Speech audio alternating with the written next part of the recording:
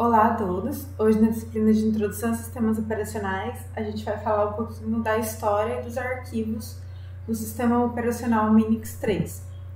Então, primeiro a gente vai começar falando da história dele e a gente tem que saber primeiro que o Minix 3 ele é um sistema operacional e a história dele começa quando existia o sistema operacional Unix da AT&T, que era o sistema operacional mais usado no momento.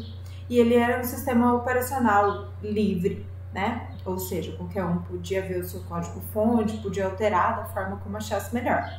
Foi aí, então, que John Lyons, da Universidade de New South Wales, da Austrália, escreveu um livro detalhando o funcionamento desse software, do Unix, tá? E aí os estudantes, eles utilizavam esse livro com os detalhes do funcionamento do Unix para entender como funcionava o sistema operacional, para aprender mais com ele. E aí, a AT&T, que era a dona do Unix, quando ela lançou o Unix 7, ela percebeu que esse sistema ele era muito valioso e muito estudado por universitários. Então, para ela ganhar mais dinheiro ou para ganhar dinheiro com esse software, ela lançou essa nova versão, o Unix 7, com licença de uso. Então, as pessoas não conseguiam mais ter acesso ao código-fonte desse software, né? Aí, como ele era muito utilizado para estudo, o Andrew Tannenbaum, que era um professor, e alguns colaboradores, eles construíram um sistema operacional do zero, baseado nessa interface que eles já tinham do Unix, só que com códigos completamente diferentes, ou seja, ele era visualmente parecido com o Unix, né, a interface parecida, porém a parte de trás, né, os códigos, a parte executável do sistema, ela era completamente diferente uma da outra. Com isso, eles permitiram que novos usuários conseguissem estudar esse sistema operacional, porque esses que eles construíram era de software livre.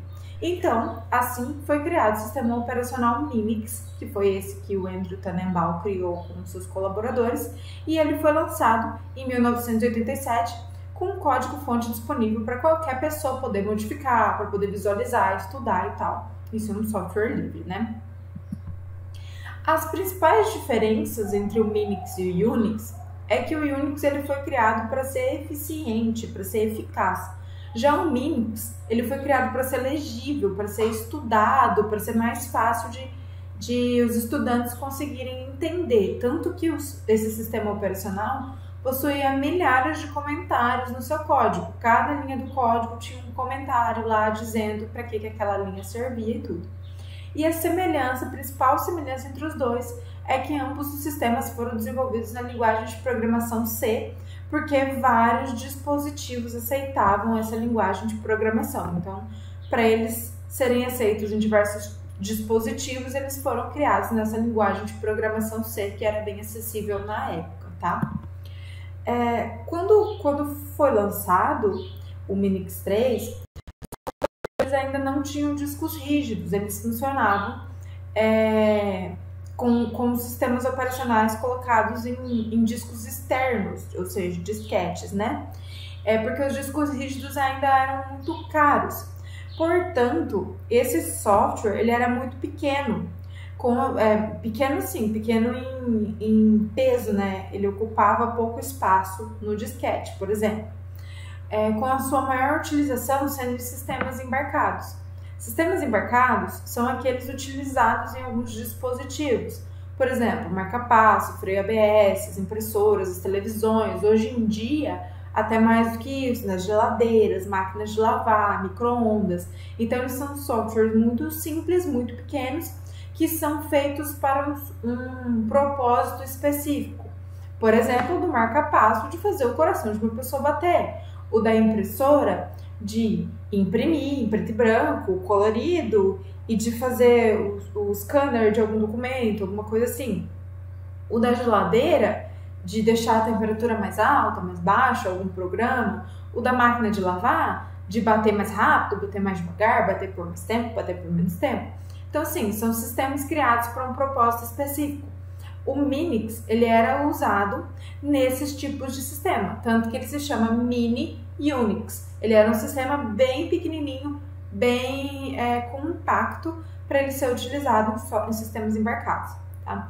Em 1997 foi lançada a versão 2 do Minix, que ela veio com algumas alterações significativas, porque antigamente, na primeira versão, os disquetes que eram utilizados com arquitetura de 16 bits. E aí depois, na segunda versão do Minix, já surgiu o disco rígido com a arquitetura de 32 bits. Então, os sistemas operacionais conseguiam usar a arquitetura de 32 bits. Essa arquitetura de 16 e de 32 bits, ela é a arquitetura utilizada pela placa-mãe. O sistema operacional conseguia reconhecer essa arquitetura, tá? O Minix 1 conseguia reconhecer a arquitetura apenas de 16 bits, já o Minix 2 conseguia reconhecer a arquitetura de 32 bits, o que deixava o computador mais rápido. E o Minix 1 ele usava disquete, já o Minix 2 já passou a utilizar o disco rígido, tá? Em 2004, o Tannenbaum, que foi o criador do Minix, junto com os colaboradores, e os seus alunos da Universidade de Vrije, em Amsterdã, eles resolveram lançar o Minix 3. Eles desenvolveram e lançaram, que é uma versão do Minix criada para computadores e sistemas embarcados, focando principalmente em complexidade, que é um sistema operacional pequeno, compacto, modularidade, que é para ele poder ter diversos módulos e poder se encaixar em diversos lugares com esses módulos, e confiabilidade, que é um sistema confiável, que não trava, não pega vírus, né? Depois do lançamento do Minix 3, existiu um estudante chamado Linus Torvalds. Ele não era um estudante de Tannenbaum, mas ele achou esse Minix 3 interessante e ele instalou esse sistema no seu computador e passou a estudar o seu código-fonte. Ele podia fazer isso porque o Minix tinha um código-fonte aberto. Ele queria ler os grupos de discussão da Usenet, mas ele não conseguia, ele não tinha esses recursos. Então, como o Minix 3 era um sistema operacional aberto, ele pegou o Linus Torvalds e escreveu essas funcionalidades no código que ele precisava, porém não tinha. Assim, ele foi escrevendo cada programa que ele precisava e adicionando ao código-fonte do Minix. Assim, ele foi escrevendo, e aí ele via sugestões de outras pessoas e adicionava o código-fonte do Minix 3. E esse sistema operacional dele foi crescendo. E foi então que, em agosto de 1991, ele tinha desenvolvido um núcleo de sistema operacional bem primitivo, mas bastante funcional. E aí, no dia 25, então, ele anunciou esse núcleo de sistema operacional no grupo de discussão comp.os.minix. E com essa notícia, as pessoas decidiram ajudar ele, dar mais ideias e ir aprimorando e tal. E em 13 de março de 94 foi lançado, então, o primeiro núcleo Linux, o Linux 1.0. Que aí, então, deu origem ao novo sistema operacional baseado no Minix 3, que foi o Linux. O Linux, hoje em dia, como a gente sabe, é apenas um núcleo de sistema operacional. Os arquivos no Minix 3, tá? Como que esses arquivos eles eram organizados, então, no Minix 3? Para agrupar os arquivos, existe o conceito de diretório. A gente já sabe que diretórios são conhecidos popularmente no Windows como pasta, mas que o nome real é diretório. No Minix 3 já existia esse recurso de se utilizar os diretórios para agrupar os arquivos. Então, quando a gente queria, por exemplo, no meu caso, eu queria organizar as informações das disciplinas que eu ministro, o meu e-mail pessoal e uma página na web que eu criei. São necessários várias chamadas de sistema para criar e remover diretórios. Então, a gente já viu que são chamadas de sistema, a gente cria uma chamada de sistema, cria um novo diretório, uma nova pasta, e aí, quando eu quero remover essa pasta também, preciso de uma nova chamada de sistema para remover essa pasta, tá? Existem chamadas de sistema para inserir um arquivo dentro de um diretório, para remover arquivo dentro de um diretório, assim, tudo que mexe com o diretório são feitos através de chamadas de sistema, tá? Por exemplo, aqui, uma hierarquia de arquivos. Eu tenho a minha pasta raiz, que é a minha pasta do sistema operacional, né? Minha pasta principal do sistema. E aí, como eu disse que eu queria separar as minhas coisas, eu criei um novo diretório aqui com as minhas disciplinas, um novo diretório com o meu e-mail e um novo diretório com a minha página da web. Dentro das minhas disciplinas, eu tenho, por exemplo, segurança da informação, arquitetura e organização de computadores, introdução a sistemas operacionais, montagem e manutenção, rede de computadores. Dentro de cada uma delas, eu vou ter outros diretórios, que, por exemplo, são as aulas e são as provas. E aí eu formo uma árvore de diretórios, né? Com um diretório dentro do outro. O mais embaixo vão ser as aulas, aqui dentro vão conter todos os meus arquivos de aula, aqui dentro vai ter todas as minhas provas e assim por diante. O mais acima dele é a minha pasta de montagem e manutenção de computadores. Depois, a minha pasta das disciplinas. Por último, a minha pasta raiz do sistema. Lembrando que toda vez que eu falo pasta, eu estou me referindo aos diretórios, tá? Os arquivos no Minix 3, eles têm uma hierarquia que ele pode possuir de 4 ou 5 níveis e até mais subdiretórios. Por exemplo, aqui, esse é o meu diretório de nível 0, esses são os diretórios de nível 1, esses são os diretórios de nível 2, esses são os diretórios de nível 3. No Minix 3, eles podem possuir 4 ou 5 até mais subníveis de diretórios, tá? Para referenciar esses arquivos no Minix 3, a gente usa barra comum. No Windows são usadas barras invertidas. Por exemplo, aqui no meu computador coloquei um exemplo da matéria de sistemas operacionais da minha pasta de materiais. Então aqui tenho materiais, barra invertida, introdução a sistemas operacionais, barra invertida, primeiro ano, barra invertida, técnico informática, até chegar à minha pasta raiz, que é a minha pasta da unidade C2 pontos. Aqui, ó, no Windows, barras invertidas. Já no Minix, são utilizados barras comuns no lugar dessas barras invertidas, mas fica no mesmo formato aqui, tá?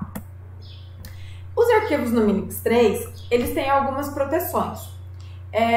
Cada arquivo dentro de um diretório, ou até mesmo um diretório, ele tem uma proteção chamada de código de 11 bits.